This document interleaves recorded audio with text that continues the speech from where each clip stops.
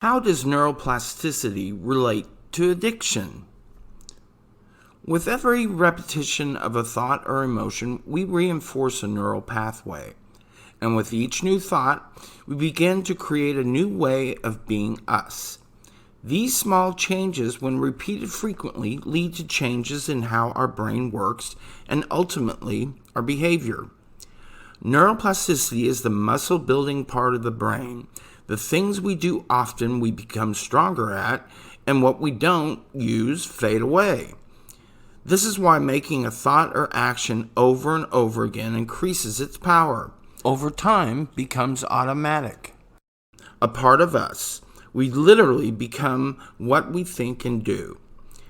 Addiction is neural pathways that have strengthened over repeated behavior in response to substance abuse and our reward pathways. Our standard neural pathways have weakened. The new, stronger neural pathways become our default behaviors. So how do addicts change this? Well, think of the Grand Canyon. It was created by a river flowing down the same path over millions of years. Our addictive behavior is like the river, which has carved out a strong canyon pathway over time. It would take a huge change to ever divert this river from its embedded path. How could we possibly change the direction of this river? That's right, by building a dam, causing the water to veer into a new direction. The same is true of our addiction neural pathways. In order to weaken them, we have to build a dam in that pathway to divert our behavior to a new, more positive behavior. To get this new neural pathway to become the primary pathway, you need repetition of the behavior or thought to strengthen it. Over time, the neural pathways to substance use weaken, and our brain finds it easier and easier taking the redirected pathway. What are things we can do as addicts to build a dam and divert our old neural pathways into new ones? Well, think of a map. Think of the streets you take from work to home. Along that route, you know where every bar, happy hour, and liquor store is. They seem to call your name as you approach them and pass them by.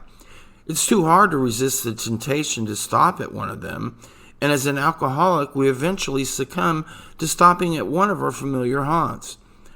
But what if you were to make small changes in your route from work to home? You would stop taking the familiar route full of triggers and take a new route home where you didn't see your usual stops.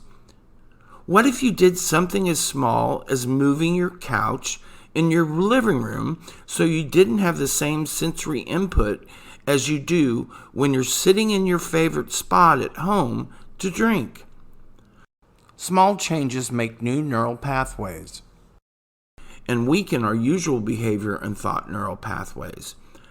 Other changes could be to keep yourself in a safe place, one that frees you of stress and anxiety, a place for socializing with others that have the same addiction as you. Meditation is another great brain changer. Start with a couple minutes and build your way up. You can change the way you think because of neuroplasticity.